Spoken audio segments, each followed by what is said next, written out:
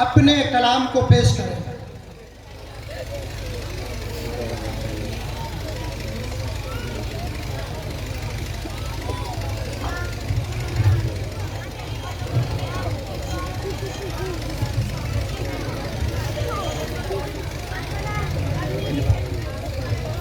نحمده ونصلي على رسوله الكريم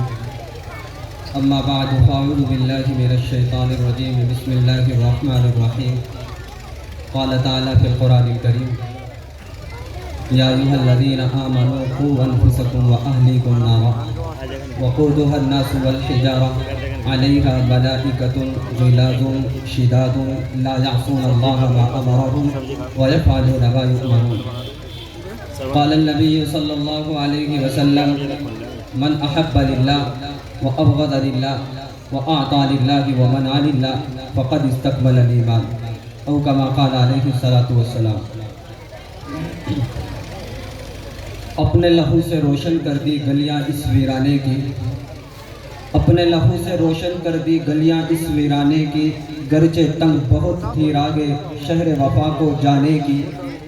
جان تھی سو وہ بھی دی پھر بھی رہے شرمندہ سے، دل والے خود لکھ لیں گے کہانی سب سالے کی، اپنے مرکز سے اگر دور نکل جاؤ گے خاک ہو جاؤ گے افسانوں میں کھو جاؤ گے، اپنے پرچم کا رنگ بھلا مت دینا، سرخ شعلوں سے جو کھیلو گے تو جل جاؤ گے، تیز قدموں سے چلو اور تصادم سے بچو، بھیڑ میں اگر سست چلو گے تو کچلے جاؤ گے، ہم سفر ڈھونڈو نہ کسی کا سہارا چاہو، ٹھوکریں جو کھاؤ گے تو خود ہی سنبھل جاؤ گے۔ گرامی قدر سامعین، اسٹیج پر تشریف فرما معزز موقر حضرات علماء کرام اور اس بستی کے غیور مسلمان بزرگوں، نوجوان ساتھیوں اور پردے کے پیچھے بیٹھی ہوئی میری ماں اور بہنوں، اللہ رب العزت کا شکر ہے کہ خدا تعالیٰ نے ہمیں دین کی بنسبت جمع ہونے کی توفیق عطا فرمائی ہے۔ حاضرین محترم، آج کا ہمارا یہ پروگرام اس کے دو عنوان ہیں، ایک اصلاح معاشرہ اور دوسری قرآن کریم کی تکمیل۔ آج اگر معاشرے پر ایک نظر دوڑائے تو ہمارا معاشرہ اور وہ معاشرہ جو اللہ کے نبی ہمیں دے کر کے گائے تھے، اس معاشرے کے اندر اور اس معاشرے کے اندر زمین اور آسمان کا فرق ہے۔ اور پھر دوسری بات، اللہ کے نبی صلی اللہ علیہ وسلم نے جو تعلیمات، جو اخلاق، جو معاشرت، جو معیشت، جو تہذیب، جو تمدن، جو سلیقہ اور جو اسلامی تعلیمات وہ ہمیں دے کر کے گئے تھے، آج ہمارا معاشرہ اگر کلیتاً نہ کہوں تو بہت سارے جز اس کے فوت ہو چکے ہیں اور بہت ہی کم چیزیں وہ رہ گئی ہیں جو اللہ کے نبی نے ہمیں بتائی تھی اور آج بھی ہمارے معاشرے کے اندر زندہ ہے۔ مجھے حکم کیا گیا ہے کہ اپنی بات کو جتنا بھی مختصر وقت میں رکھیں گے تو اتنا بہتر ہوگا۔ گرامی قدر سامعین، بغیر کسی تمہید اور تاخیر کے میں عرض کر رہا ہوں کہ اللہ کے نبی کا دور ہے اور آج کا دور ہے، اخلاق کی مثال اگر لوگے تو اس پر بھی بہت سارے واقعات اور بہت ساری باتیں ہو سکتی ہیں، آج کے اخلاق اور اللہ کے نبی کے دور کے اخلاق۔ اور پھر اگر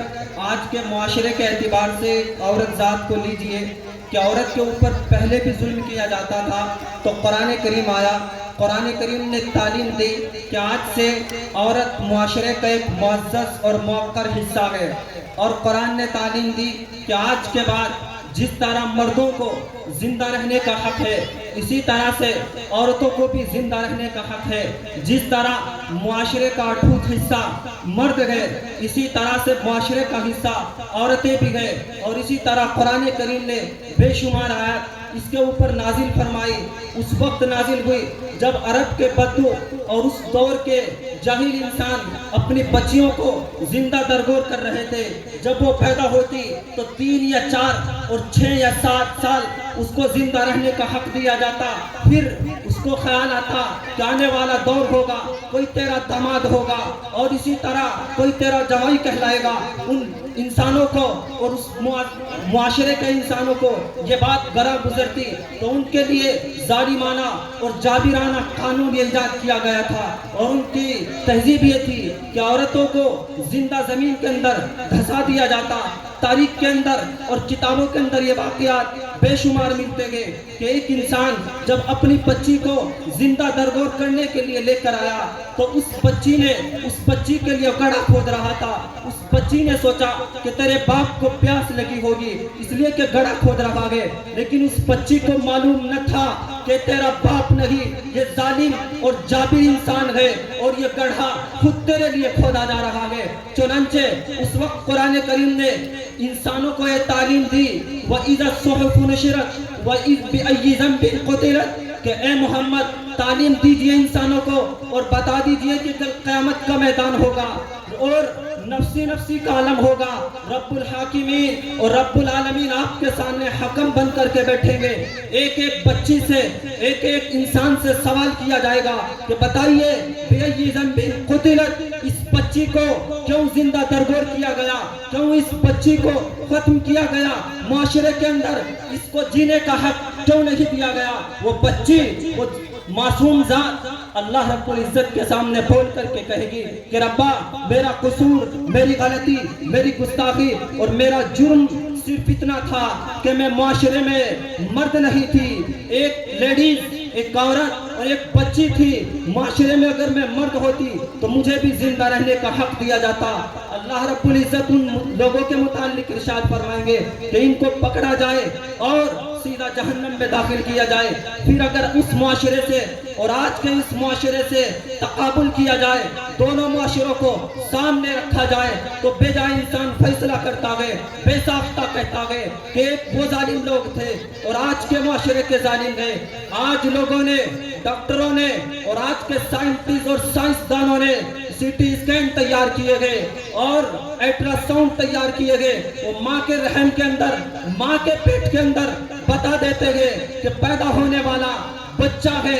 یا بچی ہے. چنانچہ اگر بچی کی ولادت اور رحم کے اندر ہونے کا انہیں علم ہوتا ہے تو اس بچی کو ماں کے پیٹ کے اندر مار دیا جاتا ہے. اور مارنے کا ایک وہ طریقہ کہ 7 سال زندہ رہنے اور 6 سال زندہ رہنے کا حق دیا جاتا، اور ایک آج معاشرے کے اندر یہ طریقہ ہے کہ اس بچی کو ماں کے پیٹ کے اندر ختم کر دیا جاتا ہے. اور ختم کرنے اور مارنے کا طریقہ یہ ہے کہ اس بچی کی بوٹیاں کر کے اس کا ریزہ کر کے ہواؤں میں اڑا دیا جاتا ہے، نالیوں میں بہہ دیا جاتا ہے. وہ بچی یقیناً رب کے سامنے کھڑی ہو کر کے عرض کرے گی کہ رب معلوم کیجئے. جب اللہ رب العزت سوال کریں گے بِأَيِّ ذَنبٍ قُتِلَتْ کہ تجھے قتل کیوں کیا گیا تھا، تو یقیناً کہے گی کہ میرا جرم، میرا گناہ صرف یہی تھا کہ میں معاشرے کی ایک بچی تھی، بچہ نہیں تھی. عزیزان محترم، عرض کرنے کا مطلب یہ ہے کہ اللہ رب العزت کا کلام زمینی سطح پر آیا، انسانوں کو تعلیم دیا کہ جس طرح مرد احترام کے قابل گئے اسی طرح عورتیں بھی احترام کے قابل گئے. جو حقوق ان کے گئے وہی حقوق ان کے گئے. آج ضرورت اس بات کی تھی کہ ہم اسلام کے اندر پورے کے پورے داخل اس طرح ہوتے جس طرح اللہ رب العزت نے ہمیں داخل ہونے کا حکم دیا تھا. یا ایھا الذین آمنوا ادخلوا فی السلم کافۃ ولا تتبعوا خطوات الشیطان کہ اے ایمان والو اسلام کے اندر پورے کے پورے داخل ہو جاؤ. ادھوری اتباع اور ادھوری اطاعت اللہ رب العزت کے ہاں قابل قبول اور قابل اعتبار نہیں.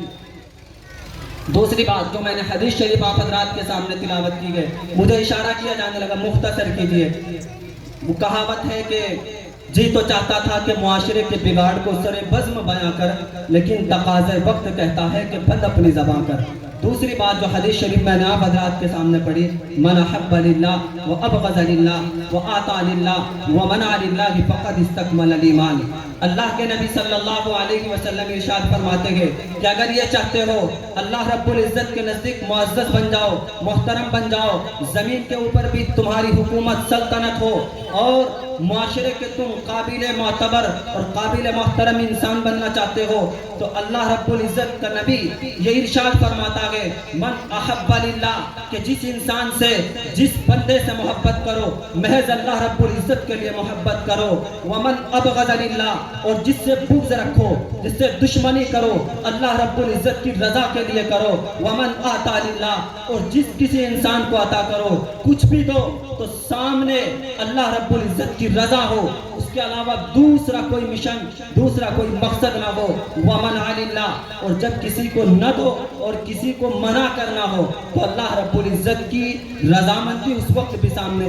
ہونی چاہیے. فقد استکمل الایمان، اللہ کے محبوب اور اللہ کے نبی ارشاد فرماتے ہیں کہ اس وقت تم کامل ترین تکمیل ایمان والے انسان کہلاؤ گے.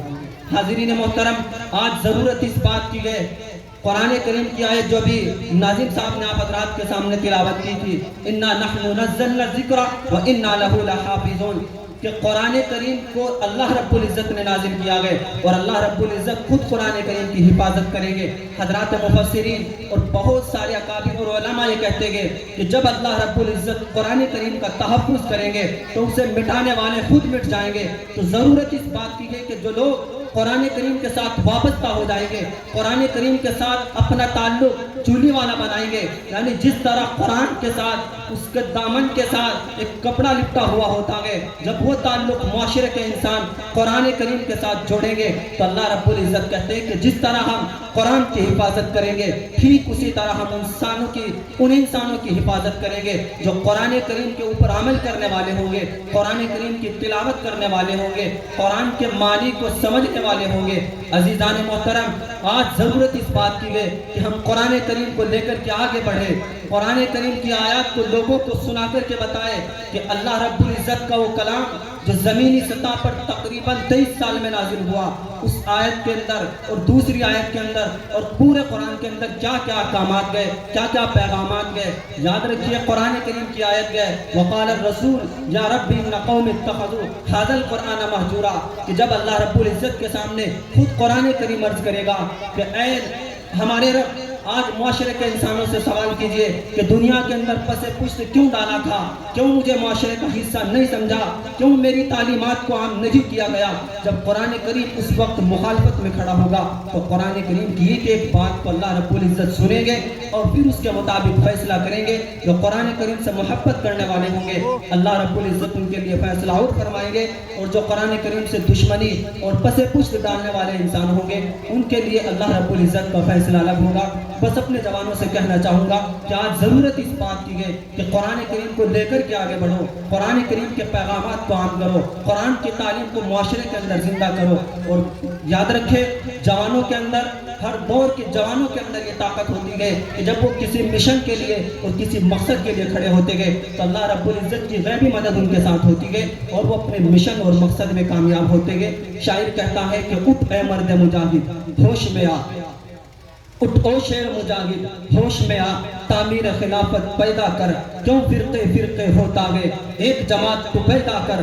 تو بھی ترقی دنیا میں، اسباب تجارت پیدا کر، قارون کی دولت ٹھکرا دے، عثمان کی دولت پیدا کر، اگر اسلام کا دم تو بھرتا گئے پھر دشمن سے کیوں ڈرتا گئے، یا اسلام کا نام نہ لے یا شوق شہادت پیدا کر، جا ان سے کہہ دے گھبرائے نہ، حالات بدلنے والے گئے، کانٹے بن کے جو آئے تھے وہ لمحے اب ڈھلنے والے گئے، ہمت ہی لگی طوفانوں میں جو جذبوں کو ہمارے جیت سکے، جتنا ہم سے الجھو گے ہم اتنا ہی مچلنے والے گئے، میری مانو چلو منج دھار میں موجوں سے ٹکرا جائے، وگرنہ ڈوب جائیں گے جو ساحل پہ کھڑے ہوں گے، فنا فی اللہ کی تہ میں بقا کا راز مضمر گئے، جسے مرنا نہیں آتا اسے جینا نہیں آتا. وما توفیق.